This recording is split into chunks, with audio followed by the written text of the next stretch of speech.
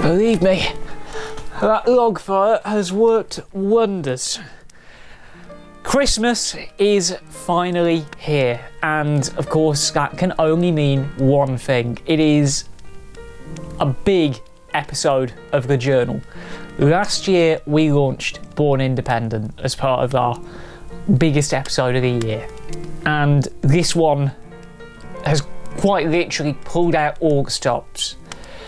11 pages of script, over 4,000 words written, 11.5 gigabytes of footage sourced, and many hours spent in the edit. Now, for some reason, if this gets copyright strikes and we have to edit around a few segments, the full director's cut is going to be linked in the description over on Dailymotion, because there is a lot of material in this journal that I just don't want to get rid of, and editing around it this close to the wire, because it's a year in review. We've got to hold the deadlines back as long as possible. But this is an episode that I've been slaving away on for nearly 4 months now, and I'm just glad that it's actually finished. So without any further ado, it's time to enjoy this year's Christmas special of the journal, and if you are familiar with Charlie Brooker's work, you're going to really enjoy this.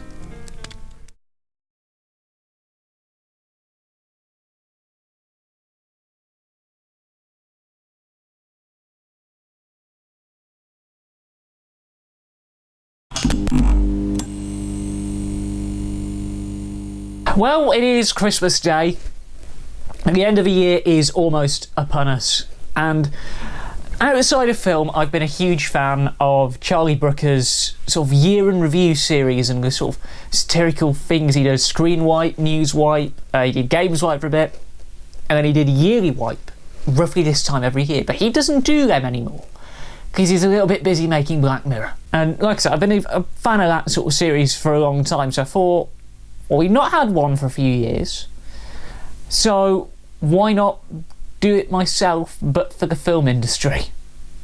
It's a big task, but it's a task that I think we are uniquely qualified to do here at TheJackSmit.com. Strap yourselves in for the next hour or so, folks. Let's review the year as only we know how. Endemol, please don't sue us.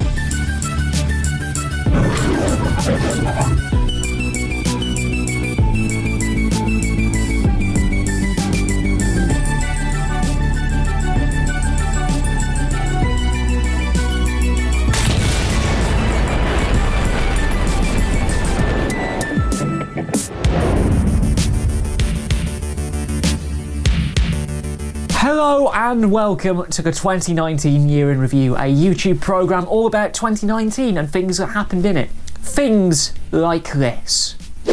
The one takeaway of this year is never to let YouTubers go into a boxing ring. I mean, who even approved KSI versus Logan Paul? But seriously though, 2019 was more than just Brexit, breakfast and the political Smit storm that went down. England's cricketers got the year off to a fantastic start sport-wise, because Gurley went and became world champions. Although it wasn't a good time for the press. Once again, Apple launched a new range of iPhones. They look smart, the cameras are good. But who would pay 1,500 quid for that? There are two very particular kinds of people who'd buy an iPhone 11 Pro. People who love photography and senior officials in a variety of different fields. Daytime TV also gave us a few funny moments as well, namely as Philip Schofield went a little bit insane while hosting Jamie Oliver on This Morning. Salad in a pasty? Oh, okay, let me... You filthy pervert! Okay, let me grab it. But for the films though, well, let's talk about them, shall we? All good years have to begin somewhere, and naturally, we begin in January. We started 2019 recovering from what was a very spicy year for the film industry. A new era was dawning over Hollywood, fresh off the heels of Me Too, Weinstein actually getting convicted, Thank God. And a variety of other major stories that had kind of set the tone for what was a very prolific 2 years for Hollywood. Empowerment was rife. It felt like a new era was finally dawning. So why did the Hollywood Foreign Press Association think it was a good idea to begin an age of openness and general good vibes by honouring a film directed by Bryan Singer? Bohemian Rhapsody was the surprise sensation with Golden Globes voters, and as we gear up to the 2020 award season, it's just hard to believe how low the industry stooped last year. And don't even get me started on the editing saga. Your best friend. Very subtle. Far away. This Me Too fallout dominated behind the scenes too, because John Lasseter jumped from Pixar to Skydance Animation. Now, he was under investigation at Pixar, he took a couple of years out. But moving to Skydance cost the studio quite a lot of networks, including Emma Thompson, who is known to be quite outspoken about this kind of thing. It was a bleak month across the board, really. Paramount canned their planned 4th instalment in the J.J. Abrams Star Trek universe. Obviously, the film is now back on and happening with another director, but still, Paramount can't make their minds up, can they? The eyes of film Twitter were firmly on Kevin Hart as he prepared to take on hosting duties for this year's Oscar. Oh, for God's sake, they always find something to moan about. The films, well, not the ones that were still hanging around in cinemas from 2018, so not Mary Poppins or any of that sort of thing, were the saving grace. There were a few decent releases. As ever, all the awards fair took over cinemas during January in an attempt to qualify all for the BAFTAs. Some films, like Stan and Ollie, just about delivered on the hype, even with a few rookie errors here and there.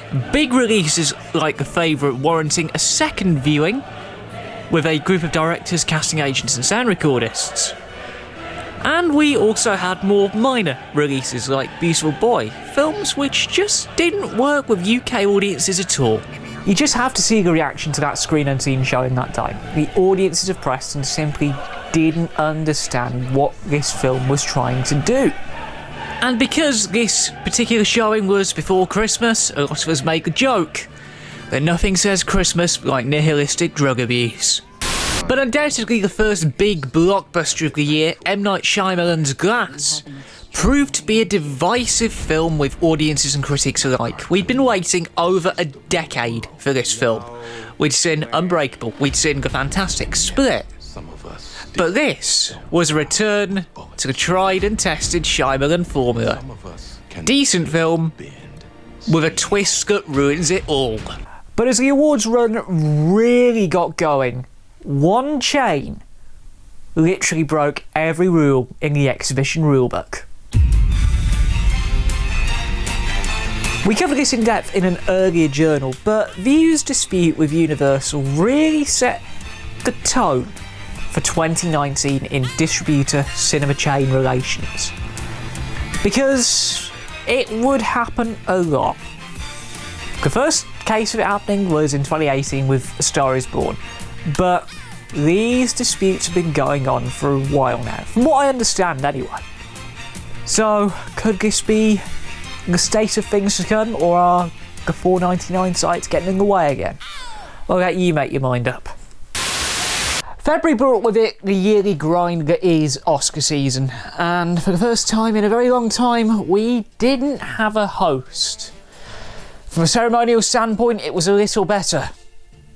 But the results, well, they were still a real shocker. And the Oscar goes to Green Book.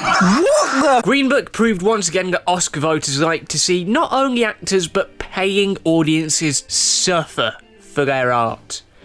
It defied all the odds as The Favourite quite literally missed out on a lot of the major awards. But that didn't stop Queen Coleman though, did it? Please wrap up. Right, okay. Roma also provided a lot of fire to the cinema streaming debate, as Quaron's latest was loved by the critics, but mercifully not higher-ups within the industry. With the awards run over and done with for another year, it was time to pay more attention to the big game at the end of the season, or the superb owl, as we are legally meant to refer to it.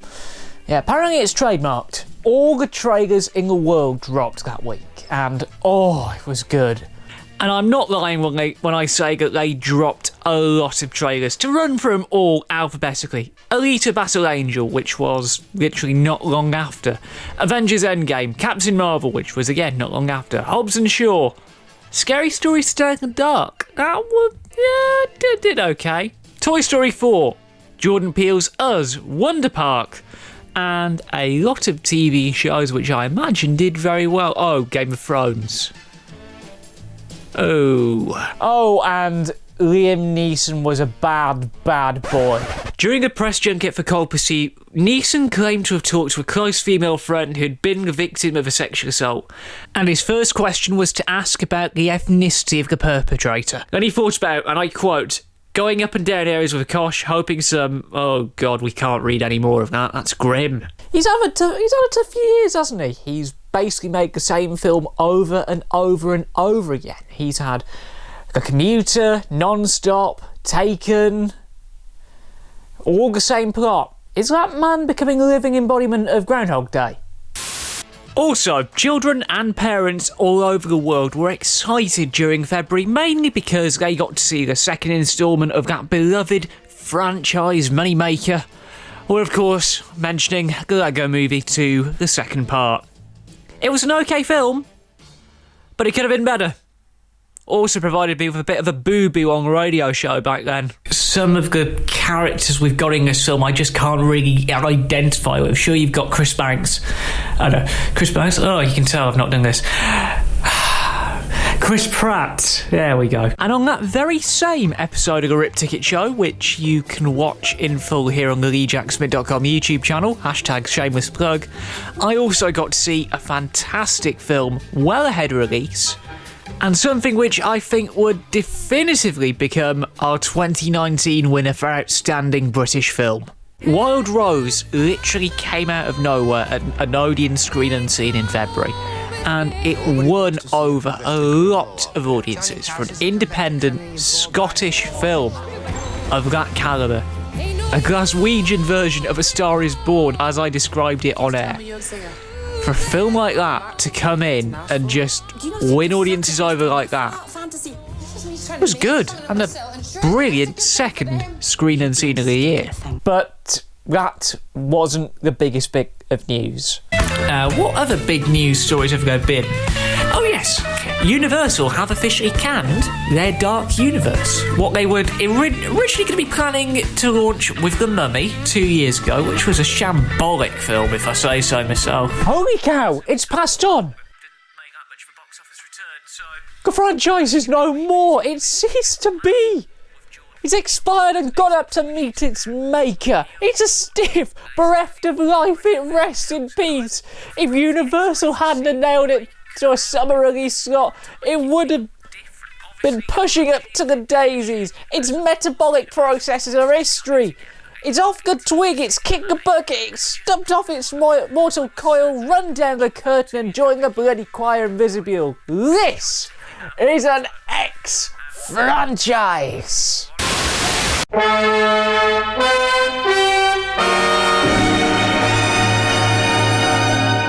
March was genuinely a month full of so many releases. So we're going to summarise them all in the short and concise style that you know and love from TheJackSmit.com. Jordan Peele returned to cinemas with another unique horror story in the form of Us, and let's just say that it impressed.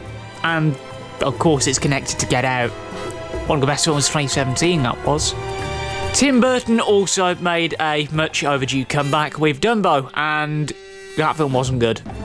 Seriously, anything he's made since Miss Peregrine's Home for Peculiar Children is not the usual standard. Hell, we even had a surprise success in the form of Stephen Merchant's Fighting With My Family, a film about WWE wrestler Paige, better known as Soraya Bevis over here. It's a proper feel-good film.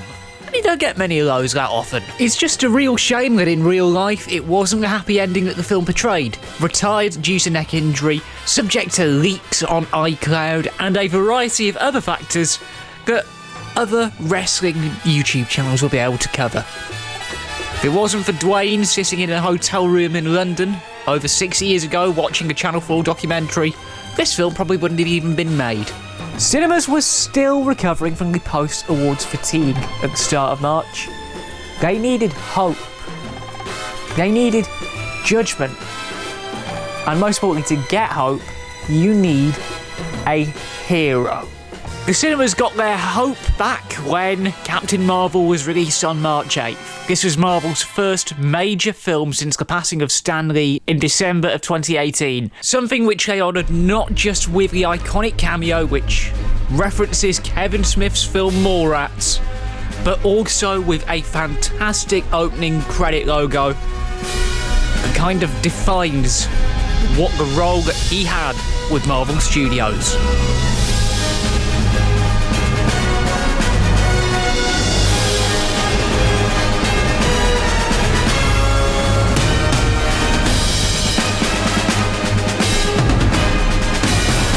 Nostalgia nerds like myself were in our element during Captain Marvel. I mean, look at how much 1990s culture was in it. There's a blockbuster video in the damn trailer. That was enough to sell me. Captain Marvel pushed boundaries for the MCU into a bold new era, doing things which 2017's Wonder Woman did very well in terms of representation side of things, and applying them to the tried and tested Marvel origin story. Formula which has gone unchanged for well over a decade now, because if Disney think if it ain't broke, they won't fix it. Explains why I've had so many cookie-cutter films over the last couple of years then. Importantly, Captain Marvel had some extra weight on its shoulders because, of course, this had the responsibility of finishing the 22-film jigsaw that was the path to a film that we're going to talk about in a few minutes from now. All of the seeds were now firmly in place for the season finale to end all season finales. But as a result of this unique little combination, the film joined the $1 billion club in a little over 3 weeks, proving that the internet knows absolutely nothing about how this industry works on the inside. But at the junkets, it was a completely different affair. Brie Larson had attracted the wrong kind of PR for her treatment of select critics, and boy did the internet respond in the only way they knew how.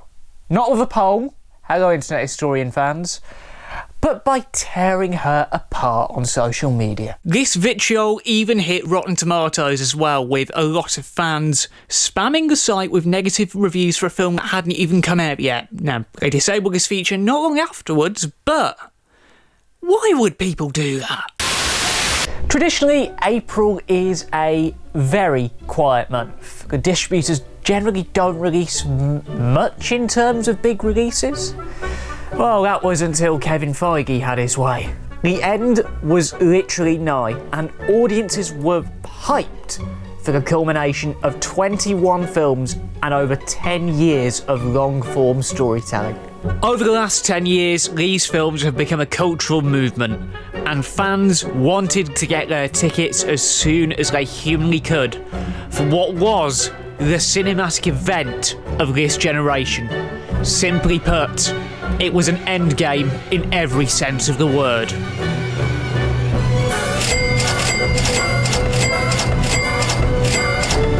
This weekend will be the biggest box office ever. Endgame has pre-sold twice as many tickets as Star Wars, Last Jedi, Avengers, Aquaman, and Captain Marvel all put together. Marvel now is a brand that consumers know, and they associate it with a certain level of quality, and that's pretty rare in movies. 11 years, 22 different movies. I mean, it's a big build-up, so you want to see how it all ends.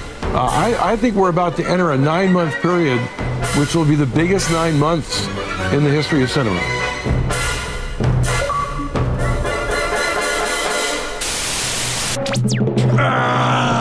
Endgame broke every record you could think of. You are damn right, it became the highest grossing film of all time.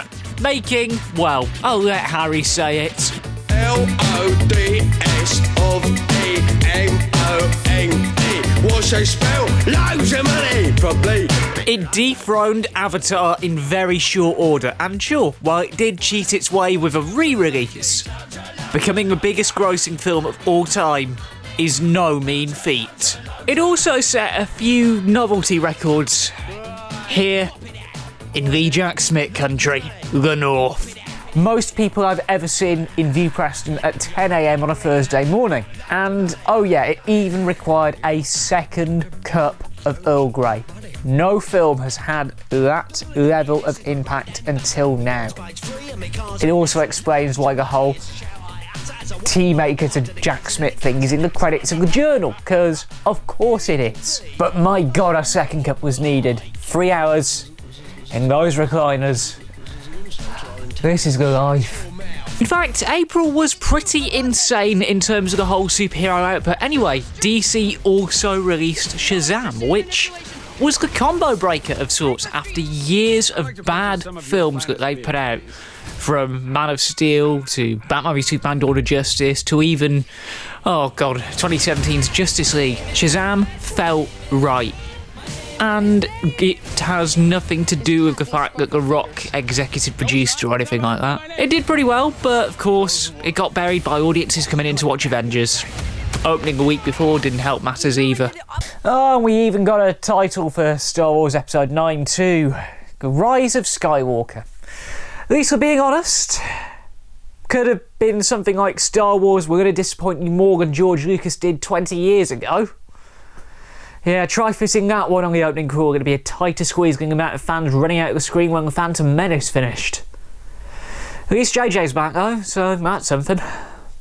Now, one of the things I love more than anything else are the adverts that play before every single film you see at the cinema. We're not on about the trailers here, we're on about the actual, before the film, before the trailers, your digital cinema media spot, so to speak. Over $250,000 was spent on cinema advertising last year, so we thought we'd honour the best of the best and the worst of the worst in a little feature we're going to call The World of Crapverts.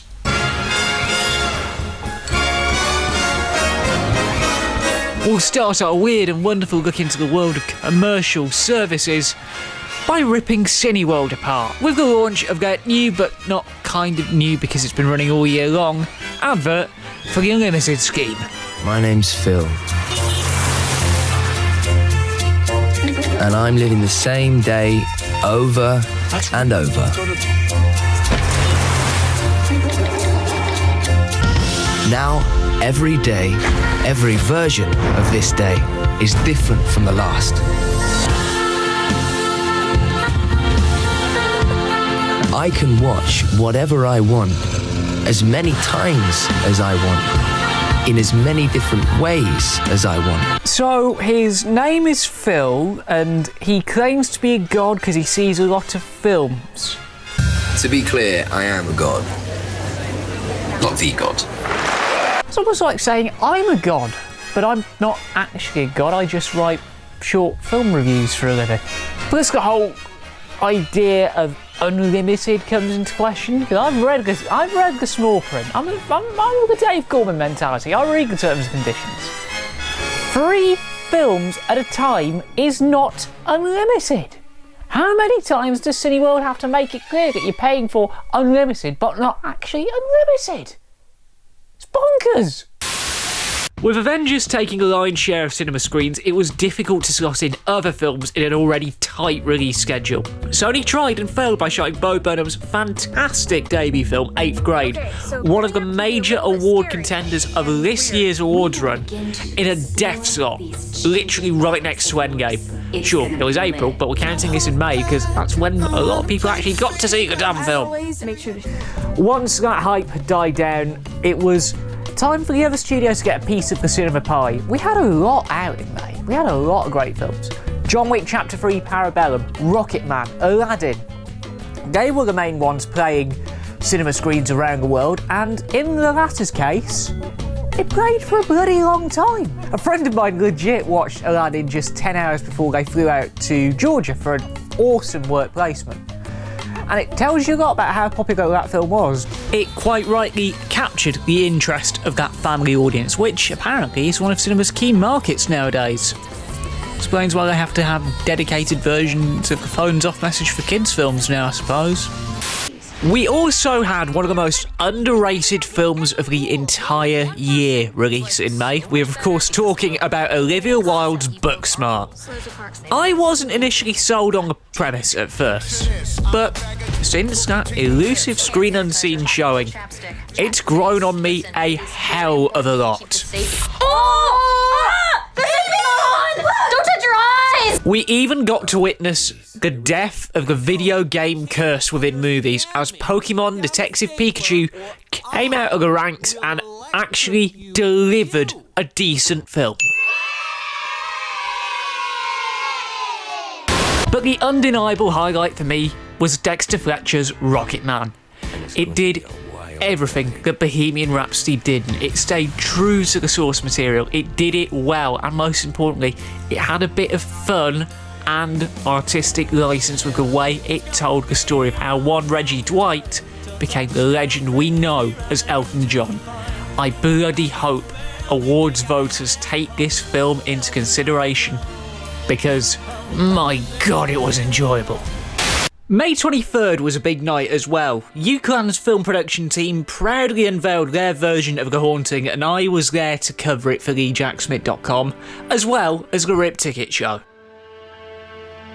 And for a student film, they did a fantastic job of taking source material that was not the best, because they used the 1999 version of the film as their template, but they took something and truly made it their own, on just a £5,000 budget as well.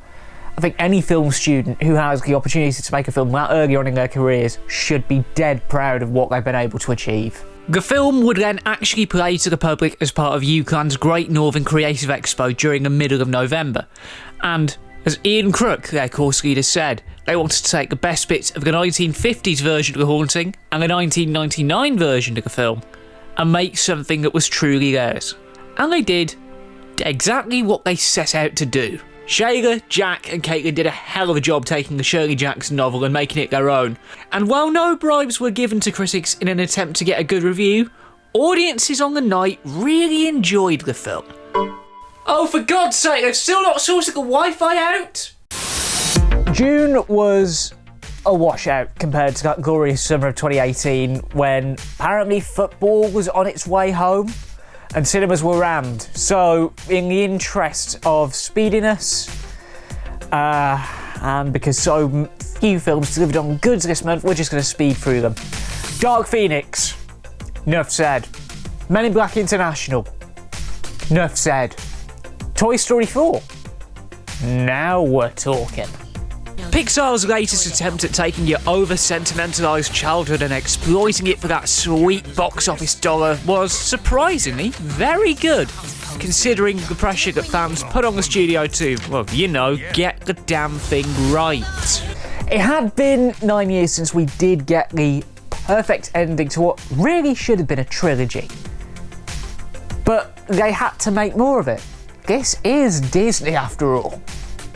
As for those other films, well, Men in Black was just an absolute dire disappointment that just had none of the things that made those first three films, you know, the ones with Will Smith and Tommy Lee Jones in them, actually pretty decent. And, well, X-Men Dark Phoenix was X-Men Dark Phoenix.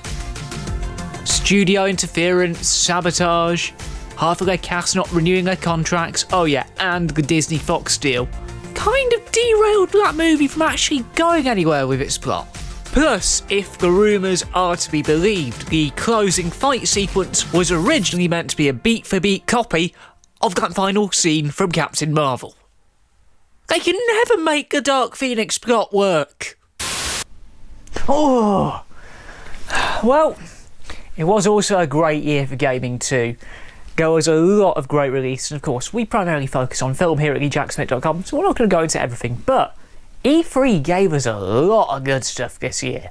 The main takeaway though, and something which myself and some of our production team have a lot of experience in, was the announcement from Ubisoft that they were going to be making a movie adaptation of their massive online multiplayer game, The Division.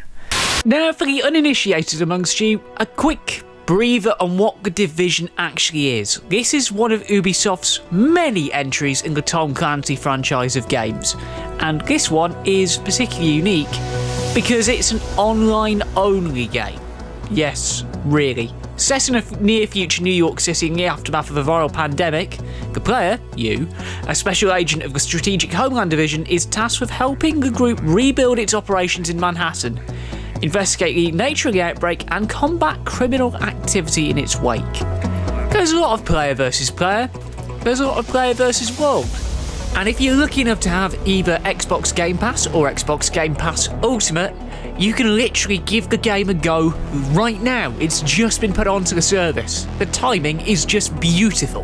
Inevitably, it spawned a sequel set in Washington DC of all places, and that pretty much brings us up to E3 2019 when Ubisoft, hot off the heels of the critical bomb that was the Assassin's Creed film, who even watched that? Decided to partner up with Netflix and actually make an adaptation of the game. Myself and Ed Greenberg have played a lot of that game over the last couple of months, and sure, while it doesn't necessarily fit itself well in terms of a narrative standpoint, it could easily work better as a film than it does a game. We've just got to hope the writing in the film is a lot better than what we got on the Xbox One. Right, if you excuse me. Look, I thought you said don't die. That's what we agreed on.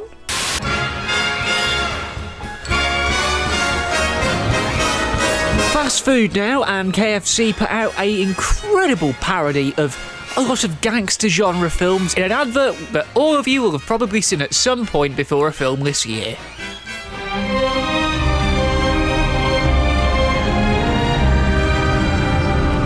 Welcome to Chicken Town. Welcome to the Wild West, home of the imitators. KFC is something I have an affinity for. I am from the city where the first one in the UK opened. Yeah, it's true, Preston was the first KFC in the country. And having spent a lot of time in KFC restaurants, you know, ones across the road from other cinemas, I can understand why they wanted to make a commercial like this. They say imitation is the best form of flattery. It's a brilliant ad.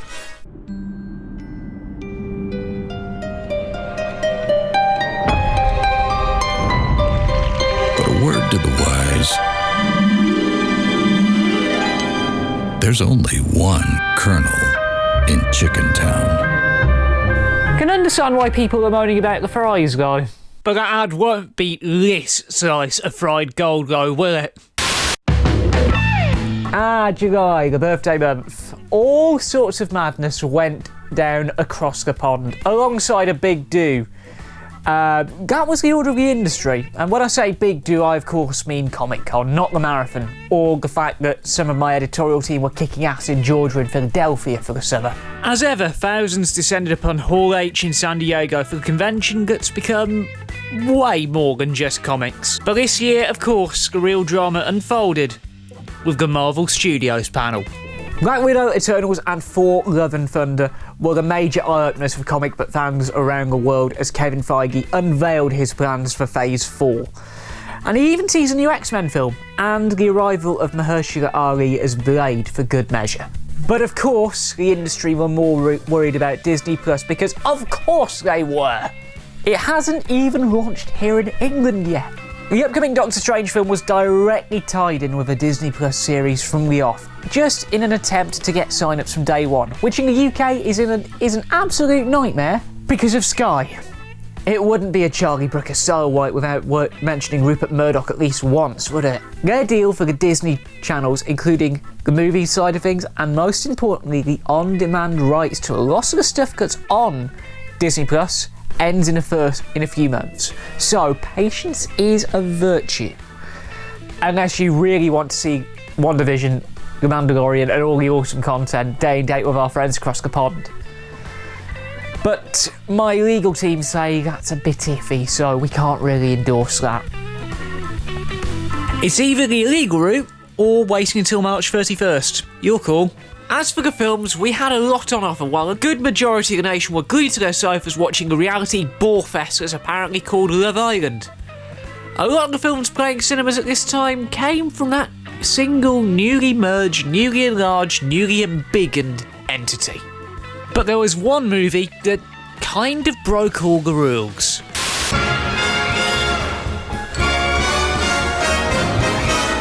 Animated films, and yes, it wouldn't be a journal without at least one mention of The Queen's Corgi, a film so bad it nearly tore me apart. We did a full episode about that film earlier on in the series, and, well, we don't need to mine much more material out of it, to be honest. A lot of people said it's our best episode yet. So if you haven't watched it yet, why are you watching this? Go and watch Polishing the Crown Jewels first, then come back and watch The Wipe. I hate this YouTube time travel stuff. Take me, stud muffin! And having sat through that film for a few occasions as part of prep for that journal, I can safely say that these corgis look way better than anything this film could ever produce. But seriously though, July is always an awesome month for films because summer holidays kick in. Oh, and there was this thing called the birthday marathon too. Good morning, View Preston. Audiences and film critics who basically spent 10 hours in cinemas had a lot to choose from this year, including Endgame, which is still playing in cinemas, the newly opened Spider-Man Far From Home, which was arguably the highlight of this year's TheJackSmit.com birthday marathon. We had Danny Boyle's latest directorial effort and the first film he made after the Bond saga, we'll get to that, in the form of Yesterday, which he collaborated on with, oh yeah, Richard Curtis. Shame that script had to be so poor. And of course... oh, new lighting. The Lion King was the undisputed king of the box office this summer, spending 4 consecutive weeks atop the throne of that top 10 chart that we talk about every single week over on Talking Smit About Film. Audiences loved it, but on the other hand, a lot of Disney fans were sceptical of the idea of Jon Favreau coming in and remaking another classic. Sure, he did a great job working on The Jungle Book, but still, there's remaking a classic and there's flogging a dead horse, Revenant style. And in a mega fourth wall break, I graduated.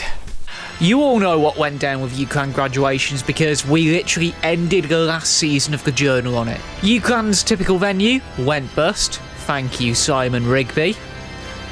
So, in a very unique environment, they moved it all to the Sir Tom Finney Sports Centre, which actually turned out to be quite a nice venue. Nice enough for the university to actually hold their recent winter graduation ceremonies there just shy of 2 weeks ago at time of publication.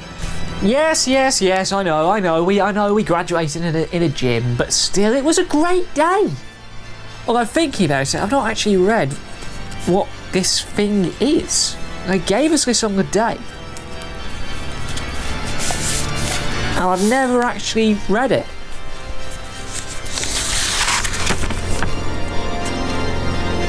It's a bloody advert! August finally brought an end to the suffering that was Disney's domination of the UK and Ireland box office top 10. And it was the typical auteur who did it. And at 2 is The Lion King, which means that Tarantino has only gone and done it. It's officially his highest grossing film in the UK. Once Upon a Time in Hollywood has returned to the UK and Ireland box office throne once again.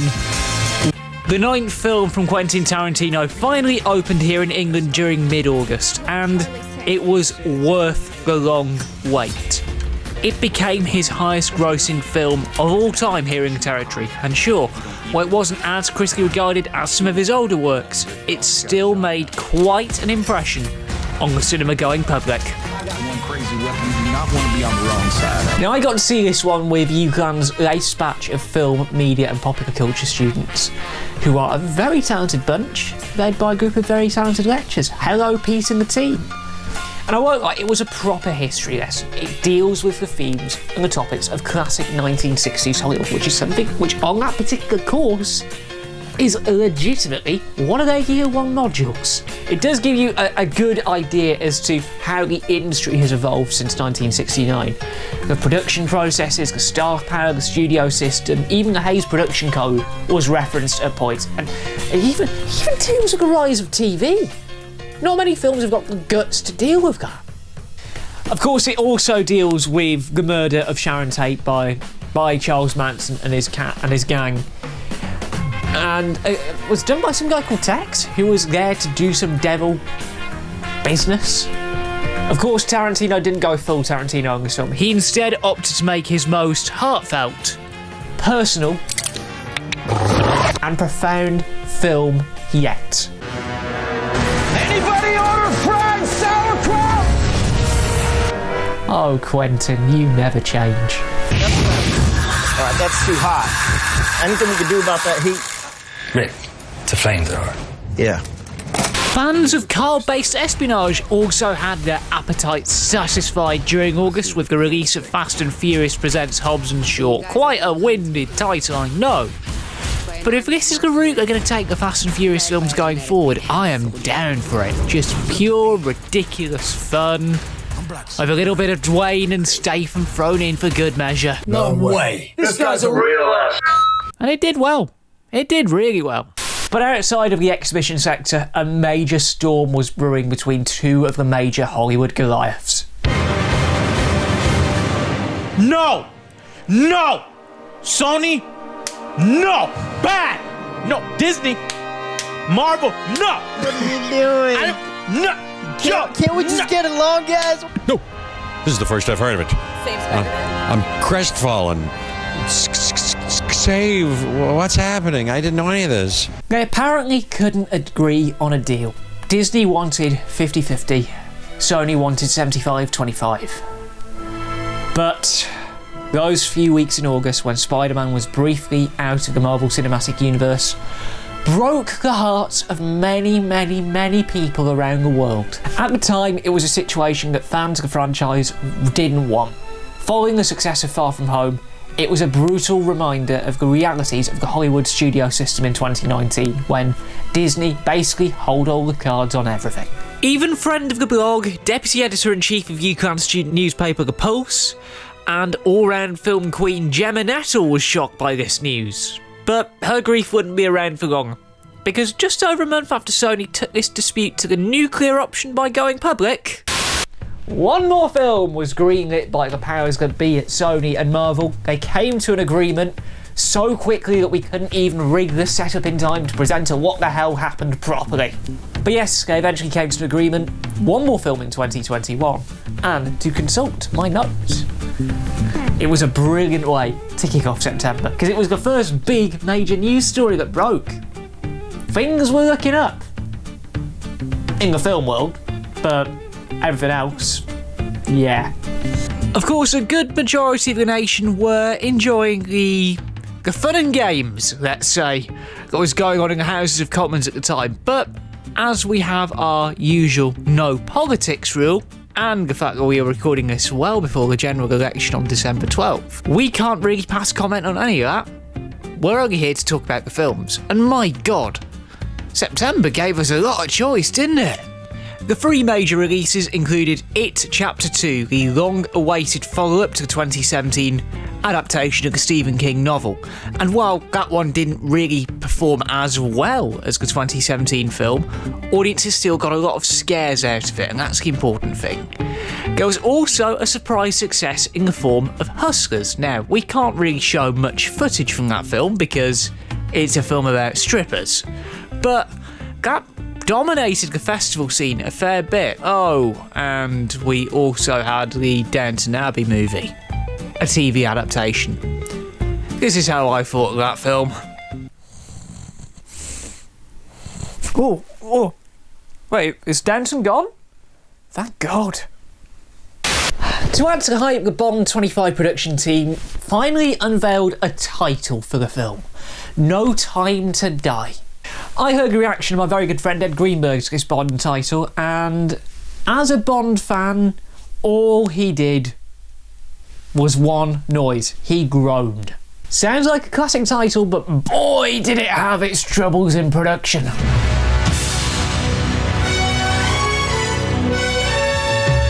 Firstly, Daniel Craig got injured a fair bit. I mean, this is apparently his last film as Bond, so he deserves to go out in the best way possible. Then, Phoebe Waller-Bridge got drafted in to rewrite the script to save it from Quantum of Solace levels of mediocrity. Not even the 007 stage at Pinewood was safe from all of this madness. Production got shut down after a controlled explosion damaged the set and provided minor injuries to a few crew members. This film has basically been cursed from the minute Danny Boyle set foot on set for the brief time he was hired to direct it. Hopefully Cary Fukunaga can actually save this film from actually being Die Another Day levels of horrific.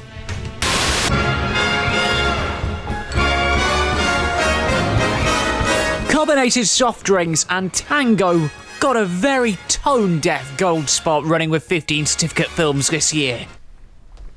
What on earth is this, Amelia? Hold tight. Relax. I'm your tanguru. Just tell him it's a massager. Perfect after a stressful day. Now, I've seen a lot of adverts in my time, but that really does take the absolute biscuit here. When would you ever see a dad get that kind of thing confused? She claims it's a head massager. Oh, wow.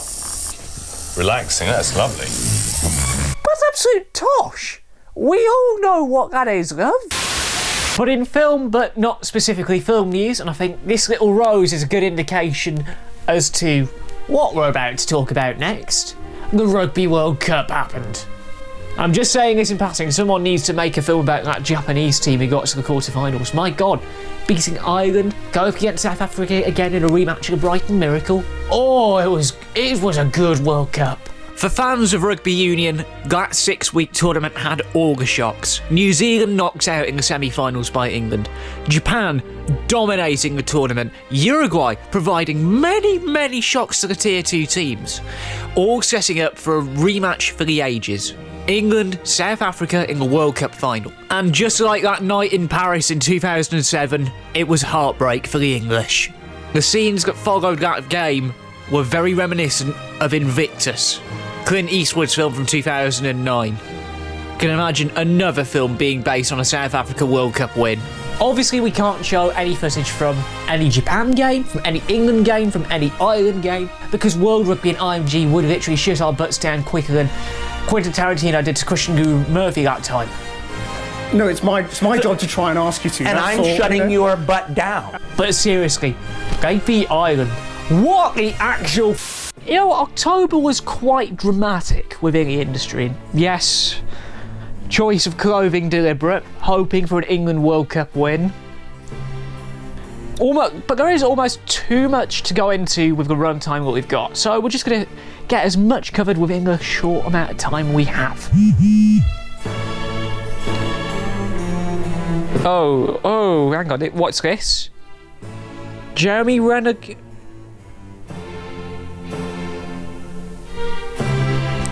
Oh God. Right, I've just got back off the phone with my legal team. They've advised me to play it safe on this one. But I have to admit, of all people, Jeremy Renner, Hawkeye himself, went absolutely... He is an absolute... According to the most credible news source in the world, TMZ... But they're not real journalists! His ex-wife accused him of taking lots of cocaine, drinking lots of alcohol, and even throwing out some loaded accusations of wanting to murder both himself and said ex-wife. With the solo series hanging precariously in the balance, Renner found himself in a particularly brutal situation. Disney have form when it comes to firing a gun too soon when it comes to scandals like this, and I have to say there is a certain sense of deja vu about this. Firing a gun, oh god.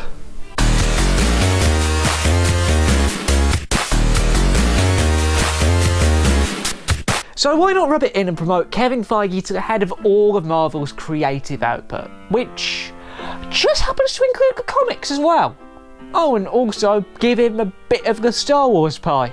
For the other comic book dominator though, the distinguished competition so to speak, this was a mild blip, because they were about to unveil something that would arguably change the path of their films forever. They are about to enter a cycle of controversy that no superhero film had entered before. And something that would change the critical and commercial discourse of the comic book movie forever. And it all began in Venice.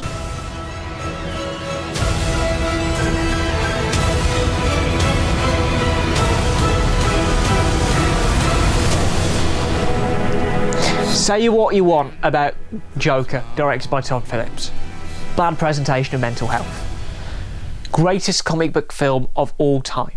Arguably the king of the big screen throughout October. It got people talking across the world. And if you think about what cinema has been built upon, that is what a good movie should do. It wasn't without its moments though. Joaquin Phoenix legitimately walked out on a Telegraph critic during an interview for the film. And it's understandable really. This film has been a hard sell to the press considering the themes that it deals with. This is a very heavy film. Plus, after the film was released, a lot of critics called out the use of a track by disgraced laptop hoarding, hard drive abusing, Operation U-Treed 80s glam rocker Gary Glitter. And actually calling him Gary Glitter does him a disservice considering what he's been convicted of. Let's use his real name, Paul Gadd, instead. Yes, Rock and Roll Part 2 is an iconic song. But that scene's deliberately designed to make you feel uncomfortable. He's becoming the Joker, after all.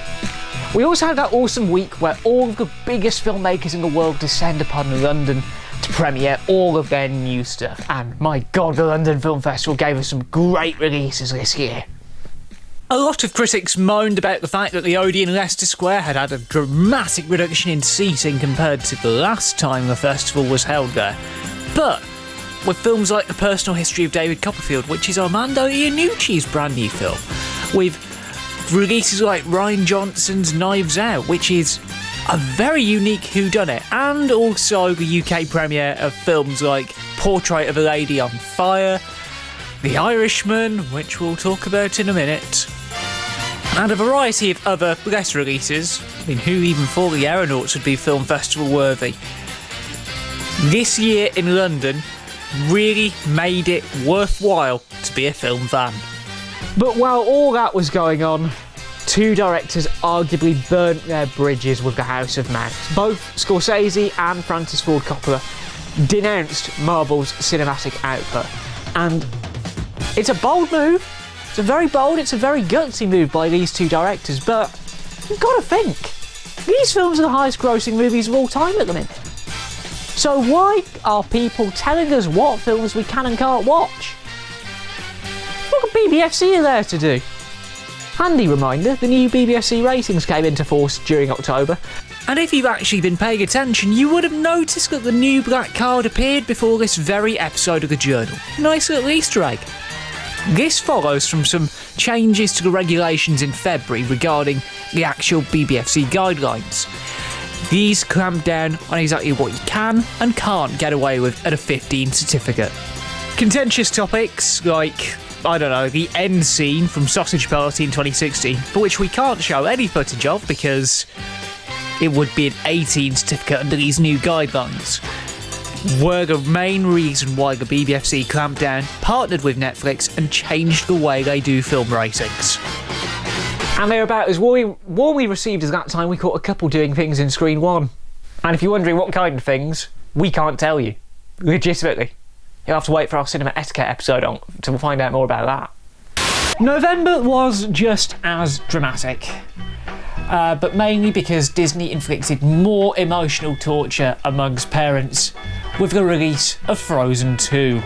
The follow-up to the 2013 mega smash that basically took over the whole world back then gave us another new song in the form of Into the Unknown, but it was a very different take on a story that we all thought we knew well. A lot darker, a lot more brooding, and as the cast have said, something that not every young child should see. Just when will people let it go? But more importantly, is it okay to play the Breaking Bad Frozen meme again? Of course it is. Do you wanna build a snowman? This is my own private domicile and I will not be harassed! Bitch! Okay, bye. We just can't escape that Pinkman guy. First El Camino, now this. I approve. Trailer-wise, a saga that had begun to start snowballing out of control back in April came to a very satisfying conclusion. The first trailer for the film featuring that blue hedgehog gave children nightmares all over the world, and gamers as well, namely as the character looked absolutely nothing like he does in the original source material. Yeah, if you had to put yourself through that first trailer for Sonic the Hedgehog, I do not envy you at all, because it did not look good, it didn't fit the character, and let's be real, what even is that design? But just before the release of Frozen 2, Paramount got it right. The second trailer was a much needed bit of relief. Paramount had taken their time, they delayed the film most importantly, and they'd ensured that the new design of the character looked more like the one that we know and love from over 30 years of video games. They say every hero has a Genesis, or in Britain's case, a Mega Drive. And this looks like a better film. It really does. And for our American viewers, yes, it really was called the Mega Drive over here. Oh, we also got to say welcome back to Mr. Scorsese, or as a lot of Marvel films now call him, an absolute After the European premiere of the film at the London Film Festival, the end of October, The Irishman finally arrived on Netflix, all 3 hours 29 minutes of it. And sure, while it is a film that requires multiple sittings in order to get through it and understand it, Scorsese returned to his absolute best, getting his Avengers, so to speak, to create one more film that really defined what this group of classic Hollywood veterans can do for the big screen. And how strong I made you. But as this life of a film hit Netflix, horrific scenes unfolded at a cinema in Birmingham. In the middle of the foyer at View's Birmingham Star City Cinema, a group of teenagers caused a situation that no customer or staff member ever wants to be in. Machetes were shown, 20 police cars were called, 5 arrests were made, and 7 people were injured, in the biggest lapse of security in British cinemas that I've seen in many, many years. This coincided with the release of a film called Blue Story, a movie which centrally revolves around gang warfare in London. Director Andrew Ratman Onwubolu was quick to state that the film is about peace and love, not about warfare. And sure, while this incident may not be directly linked to the film, it still raised a lot of questions within the sector, with View and Showcase pulling the film briefly. Showcase would then resume screening the film on the Monday after, but View took the bold step of outright removing it from every single one of their 91 cinemas. And the backlash was very, very real.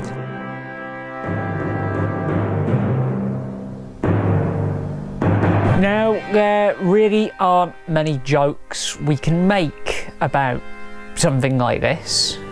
All we'll do is we'll tell you the facts. View claimed 25 separate incidents at 16 cinemas happened in the first 24 hours of the film's release. And it is hard not to argue the following. No film and no piece of art is worth a human life. It was a bold and a calculated risk to pull Blue Story from their cinemas, and sure, I witnessed a lot of it unfold on social media on that fateful Saturday, but they wouldn't have taken a decision like this lightly. Especially when the cinema in question has over 30 screens. And let's also be real, Birmingham, Star City, hasn't had a good 18 months in the press, has it? I also got to witness a little bit more of the future of filmmaking down at the university, because I got invited back to see what this year's production team are up to. Now, a little bit of an insight, they are making a murder mystery film called The Hanged, and it looks quite promising. Now, they're going to make this film with a plot that takes elements from a lot of various different murder mysteries. 8 people, all on a secluded island, with an enigmatic host. They're isolated from the rest of civilization, and then each one of them is accused of a heinous crime. And the big question, do any of them actually make it out alive? I know Callum, Peril and Matt are on track to deliver a film that's very unique, very theirs, a lot bigger and bolder in terms of what Shayla, Jack and Caitlin did on The Haunting. It was a huge effort by that team to get to this stage of pre-production, so I'm dead proud for them. Hopefully, come May, the film turns out just as good. And I will admit, it's almost like this whole endeavour has become much bigger than a certain cinema chain had ever hoped it would be. But on the bright side, we did get a nice little meme to sort of round off the month in wholesome fashion. Mercifully, the antidote for all of this was the debut of Disney+, and with it, the launch of The Mandalorian. A programme which would give us the greatest meme this decade has ever seen. Behold, Baby Yoda. Ah, he looks adorable. Adorable enough for Disney to profit and shill merchandise off it based on that one episode alone.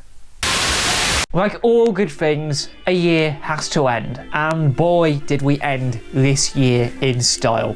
Star Wars Rise of the Skywalker, Jumanji The Next Level, Cats, 3 box office Goliaths. So how did cinema staff handle the demand? Tickets for Star Wars had gone on sale at the end of October, and boy was the demand there. Some chains had implemented virtual queues.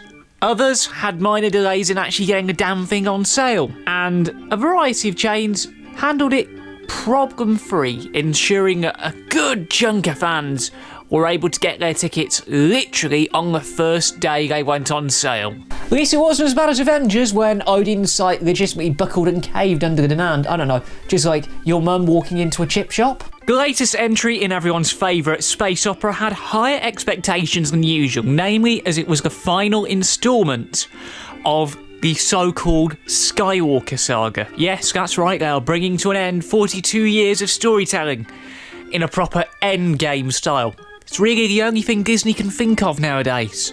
Now, I'm acutely aware of the fact that not everyone has had the chance to watch The Rise of Skywalker just yet. It has literally only just come out. So, for those of you who haven't seen it and don't want anything spoiled, close your eyes for 2 seconds. You can open them again. Oh god, that wasn't meant to be on screen, sorry. We also had Jumanji The Next Level, a film which tactically opened 2 weeks before Star Wars, just in an attempt to get at least some box office leverage before the biggest film of the year opens. Like all good board games, the sequel remained infinitely playable, however, core mechanics were tweaked to the anger of some fans.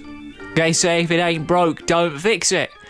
And Paramount obviously knew going against both Star Wars and Cats would be an incredible challenge. And at time of recording, literally nobody has seen Cats yet. They've not explained why they haven't done a press show. They've not explained why the release has been literally held back to the very last minute. All very worrying, if I say so myself. But if the trailers were anything to go by, then, oh god, it's going to be nightmare fuel. Now, with a Star Wars film, all of the brands wanted a piece of that cinema-sliced pie. And, oh yeah, it was also Christmas.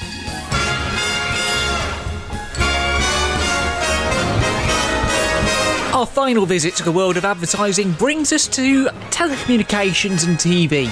And Sky, with their American counterparts Xfinity, brought out arguably the winner of all Christmas-based film television commercials. They brought E.T. back.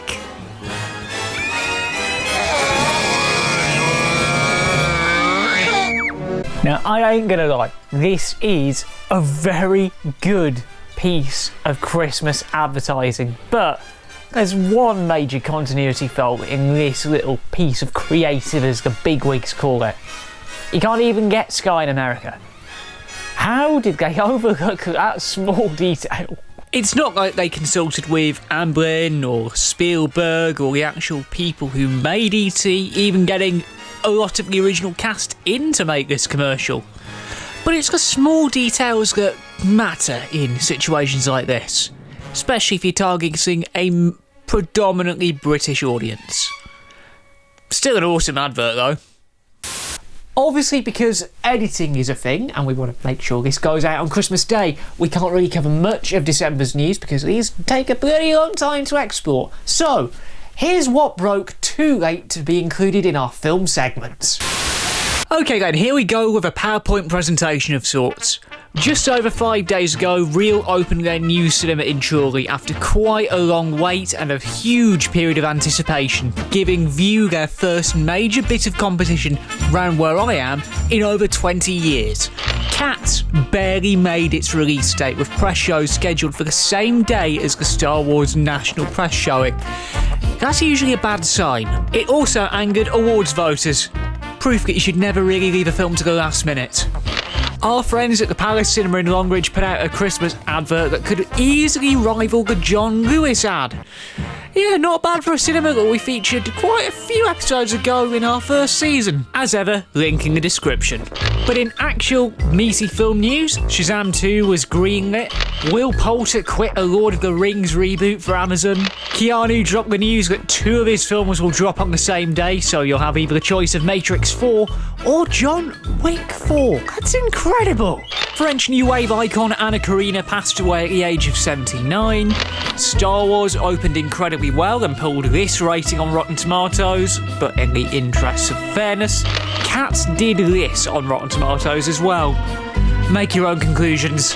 In genuinely heartwarming behind-the-scenes news, a love story that began in a cinema foyer quite a few years ago has resulted in an engagement. 2 of our producers are getting married next year. Congratulations to Matt and Emily. But the real question is, do we feature the wedding of the century on the journal next December? We'll let you two decide. And finally, the nominations for the 2020 Golden Globes were announced. Noah Baumbach's Marriage Story led the pack with 6 nominations, followed very closely behind by The Irishman and Once Upon a Time in Hollywood with 5 nominations apiece, proving that Netflix have got a good amount of control on the industry. In other nominations news, Joker picked up 4 of them, but the real fun is, of course, in the animation category. And they've given us peak banter again. Live action Lion King is up for an animation award. How?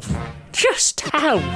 And if you thought this set of nominations was absolute banter, we are only just getting going with this year's award season. BAFTA, Oscar, and my personal favourite, the Razzies. Their nominations get announced in the next few days, or should I say, next year. God, next week? How's it come round so quickly? But we are at that stage of the season when all of the fun stuff comes in. One of the perks of having an earlier than usual Oscars ceremony because of falling viewing figures. But that is literally all we can squeeze into the time slot, so back to me in the studio, I guess. Well, I suppose that is it for the year of journal content. Hopefully you've enjoyed the sort of things that we put out. I'm now going to have a very long nap. That also brings to an end our year in review, so hopefully you've enjoyed this. I hope you have. It's been a bloody hard edit. But until 2020, thanks for reading the blog. For now, go away.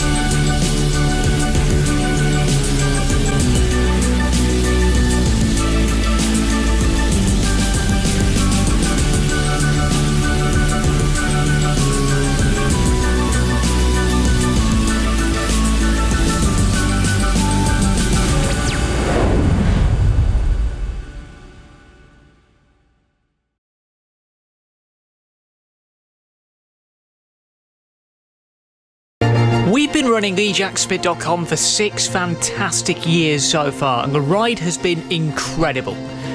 But I've been doing this week in, week out, without a break, for basically the whole time.